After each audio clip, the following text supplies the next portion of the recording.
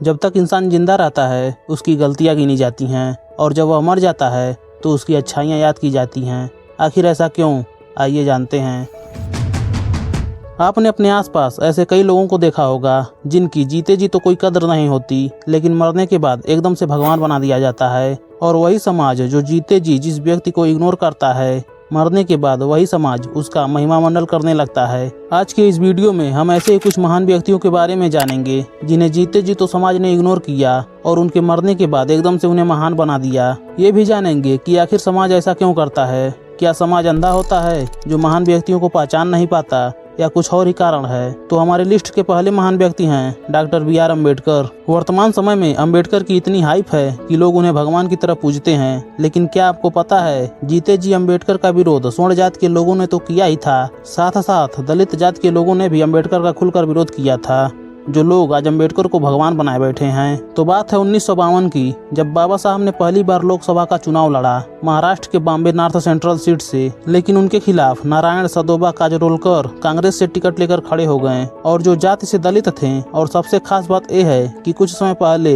वे बाबा साहब के निजी सहायक पीए रह चुके थे। और जब चुनाव का परिणाम आया तो काजरोलकर ने बाबा साहब को 15,000 वोटों से हरा दिया और हमारे बाबा साहब को संसद जाने से रोक दिया। क्योंकि बाबा साहब महार जाति से आते थे तो दलित जातियों की कुछ उपजातियां जैसे चमार, मांग और ढोर के लोगों का ये मानना था कि बाबा साहब केवल महार जातियों के उत्थान के लिए ही कार्य करते हैं और बाबा साहब के आंदोलन जैसे महार सत्याग्रह आंदोलन या राजनीतिक टिकटों का बंटवारा करते समय केवल महार जाति के लोगों को प्रमुखता दिया जाता है और बाकी की दलित जातियों को इग्नोर किया जाता है। 1927 में महाड़ में चर्मकार चमार बस्ती को संबोधित करते हुए बाबा साहब ने दुख जताया था कि चमार समाज के लोग उनके द्वारा शुरू किए गए सामाजिक सत्याग्रहों में खुलकर हिस्सा नहीं लेते हैं और वे संकोच करते हैं। इसके बाद 1954 में बाबा साहब ने दूसरी बार लोकसभा का चुनाव लड़ा और इस बार उन्होंने नागपुर के पास स्थित भंडारा सीट को चुना और इस बार भी कांग्रेस ने उनके खिलाफ दलित जाति के भाऊराव देवाजी बोरकर को उतारा। लेकिन इस बार भी बाबा साहब को लगभग 8,000 वोटों से हार का सामना करना पड़ा और संसद पहुंचने से दोबारा चूक गए। लेकिन आज उनके मरने के बाद सभी जाति के लोग उनका सम्मान करते हैं, खासकर दलित जाति के लोग उनको भगवान मानते हैं, जो एक समय पर उनको एक चुनाव भी ना जीतने देते थे और आज वही लोग उनका गुणगान करने से नहीं थकते।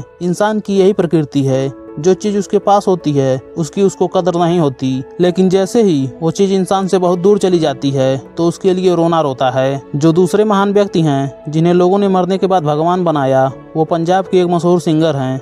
जी हाँ, यहाँ पर बात हो रही है सिद्धू मूसेवाला की। एक ऐसा बंदा जिसके जीते जी तो लोकप्रियता थी ही, लेकिन मरने के बाद उसके गानों की लोकप्रियता और बढ़ गई और तब लोगों को एहसास हुआ कि ऐसा सिंगर ना हुआ था और ना कभी होगा। फिलहाल हम लोग यहाँ पर सिद्धू मूसेवाला के मर्डर के बारे में बात नहीं करेंगे, ये तो हम सबको पता है कि ये सब क्यों और कैसे हुआ। यहाँ पर हम बात करेंगे एक ऐसे महान व्यक्ति की जिसे जीते जी तो उतना सम्मान नहीं मिला जितना वो डिजर्व करता था। देखिए, ये बात तो हम सबको पता है कि सिद्धू मूसेवाला एक बेहद ही डाउन टू अर्थ बंदा था। अंतर्राष्ट्रीय स्तर पर फेमस होने के बाद भी वह अपने गाँव और मिट्टी से काफी गहराई से जुड़े थे। सितम्बर 2020 में जब किसान आंदोलन शुरू हुआ था तो मूसेवाला उन शुरुआती कलाकारों में से थे जो किसानों के समर्थन में सड़कों पर उतरे और किसानों का खुलकर साथ दिया। इसके साथ ही वह अपने फैंस और आम लोगों के साथ बड़े ही सादगी से मिलते थे और इनके साथ भी वही हुआ जो बाबा साहब के साथ हुआ था। 2022 में आम लोगों की ऊंचे स्तर पर मदद करने के लिए उन्होंने कांग्रेस से टिकट लेकर अपने गृह जिले मनसा सीट से विधानसभा का चुनाव लड़ा, लेकिन मनसा के लोगों ने सिद्धू मूसेवाला का साथ नहीं दिया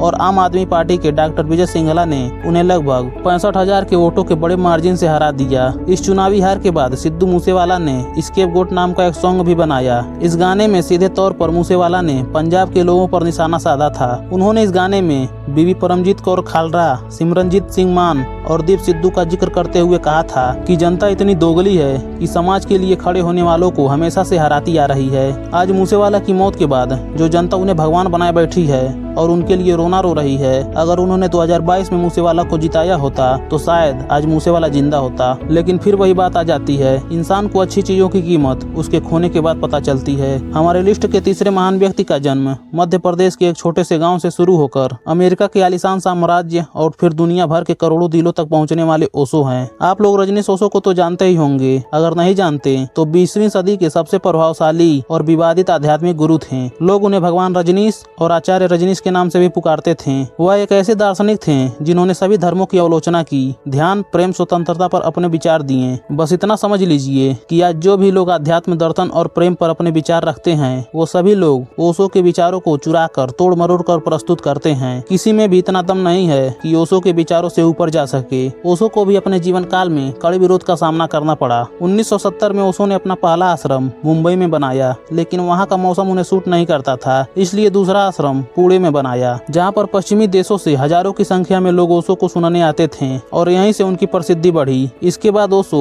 अमेरिका के ओरेगन राज्य चले गए, जहाँ पर उनके शिष्यों ने 64,000 एकड़ की बंजर जमीन पर एक रजनीशपुरम नाम का शहर ही बसा दिया। इसके साथ ही ओशो के पास 93 रोल्स रॉयस कारें थीं, जो इस बात का सबूत था कि ओशो आध्यात्म और अर्थ दोनों को साथ लेकर चलते थे। बाद में कुछ विवादों के कारण अमेरिका ने उन पर बैन लगा दिया, जिसके बाद 21 और देशों ने उन पर बैन लगा दिया। ओशो एक आधुनिक दार्शनिक थे। उनका मानना था कि कोई भी धर्म सही नहीं है, सभी धर्म अपने विचार थोपते हैं, व्यक्ति को आजाद रहना चाहिए, बच्चों को माता पिता का आज्ञाकारी नहीं होना चाहिए, उन्हें अपना भी तर्क लगाना चाहिए। आज्ञाकारी बच्चे गुलाम होते हैं। जो आदमी अपनी माँ को ज्यादा प्रेम करता है, वह अपनी पत्नी को कभी प्रेम नहीं दे सकता। महिलाओं को इसलिए दबाया जाता है कि पुरुष उससे डरते हैं, कहीं वे उनसे आगे न निकल जाएं। माता पिता को अपने बच्चों को आजाद कर देना चाहिए, नहीं तो एक दिन सभी बच्चे अपने माता पिता के खिलाफ खड़े हो जाएंगे। जिस चीज को तुम्हें त्यागना है, उससे दूर मत भागो, उसमें डूब जाओ। उन्होंने ऐसे ऐसे विचार दिए जो आज की दुनिया में भी खरे उतरते हैं, और अंत में उनके साथ भी वही हुआ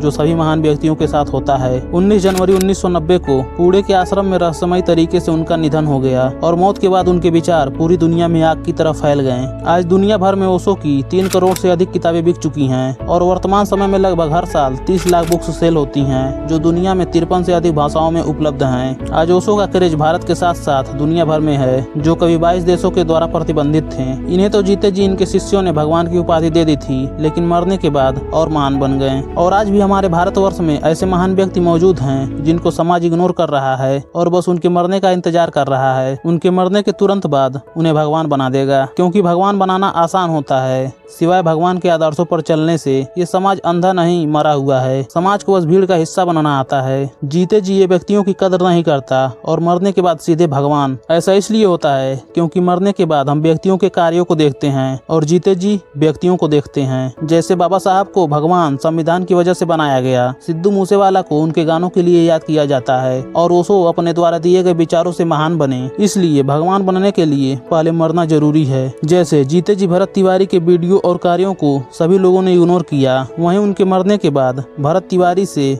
भगत सिंह बना दिया। ये इंसान की फितरत है, जो चीज उसके पास होती है उसकी उसे कदर नहीं होती, लेकिन जैसे उस चीज को खो देता है उसकी कमी महसूस होने लगती है।